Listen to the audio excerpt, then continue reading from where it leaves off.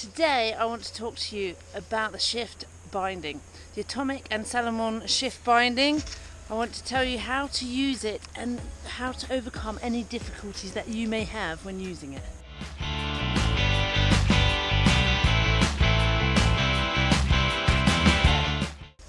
Welcome back everybody to the Free Flow Ski channel, where I try and make your skiing easier and you safer in the mountains. My name's Frost and I'm an international ski teacher and mountain leader here in the Northern Alps of France.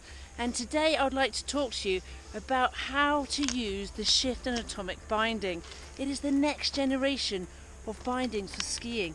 So me and Dookie have come out today to explain exactly how to use this binding and what it's really good for, the pros and cons. Now, just to let you know, I'm not actually sponsored by Salomon or Atomic. I just get a discount. So this is actually an honest review. Now, I've had these bindings for 2 winters now, and the last 2 weeks, because of the lifts not running, I've really put them to test. I've actually been climbing up to around 9,000 meters in 2 weeks with clients, and I've really tested these bindings. So let's talk about how to use these bindings and how to overcome any difficulties that you may have. So, this is the binding actually in downhill mode. So it's just exactly like an alpine binding. We've got a toe piece and a heel piece, and it's DIN certified. Now these bindings come from a maximum of 10 DIN setting, a maximum of 13 now, which is fantastic. So, getting the skis into uphill mode, number one, you flick down here. Ideally you want to keep your gloves on.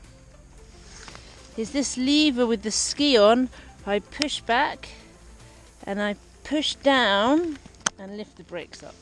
As simple as that. Again, lift back, push down.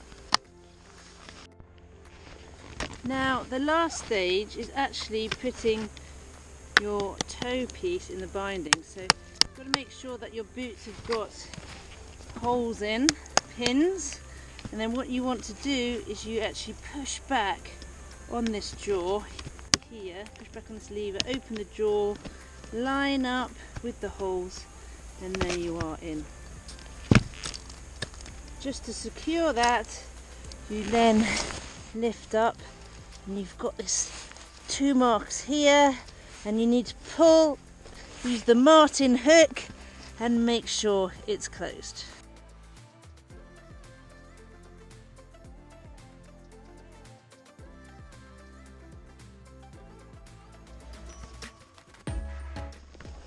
So these bindings are great because you've got the capabilities of actually going uphill in the pin and then coming down with alpine performance. Now that's what I like. Also, what I really like is the ski performance down. You've got a toe and heel release, so it's a lot safer, and I feel really steady and safe in the binding. It's just like an alpine binding, so you get the performance. Now, on a teaching point of view, it's really important for me to be able to climb up the mountain as well as to ski down the mountain. So if I have any clients that are in difficulty and they've lost a ski or they need some help, then with these bindings I have got the ability of going up and helping them and also coming down nice and safe, which is a great tool to have when you're teaching off-piste and guiding in the area. Now, like everything, unfortunately, everything has a downside, and I would say the only thing really that is the downside is actually the weight. Both of the bindings come to 1.7 kilogram. So what I do find is when you're actually changing the binding from uphill to downhill, sometimes in wintry conditions, okay, you can get some snow and ice in the binding, and I just clear everything away with that. So I find it's really important to have a little tool that you can clear any ice in your pinholes of your boots, so then it's a lot easier to get your binding in. Kept a common mistake is that people are going uphill just like that. Now that will release when you're on steeper terrain, so you've got to make sure you don't make that mistake and you actually clip and the toe piece is on high. Also, I find that when you put the jaws in and it's snow and ice, it's really difficult to actually close properly on the two marks. So what you can do is you move it forwards and backwards, stamp it on to actually release the ice out of the holes, and then you use the marten hook. So you just literally get your finger and you pull towards you and close, and it's so much easier that way.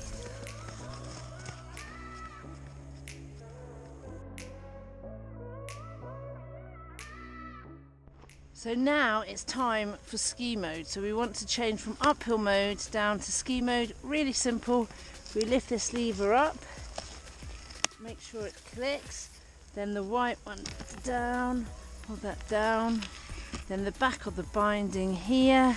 What we do is we flick this and push slightly the bindings, flip back into ski, and you're ready to go.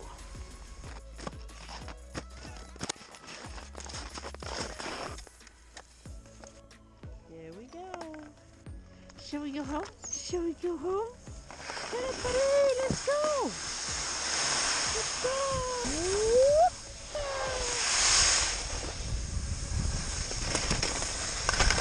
They're really precise, like any other alpine binding. I really hope you found this video great value. Now let me know what your experiences are with the shift binding. I'll be really keen to know, so just let a comment down below in the description box and I'll get back to you.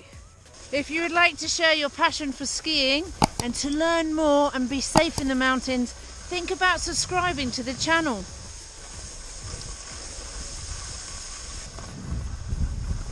If you like this video, you'll also like a few other videos that I've created.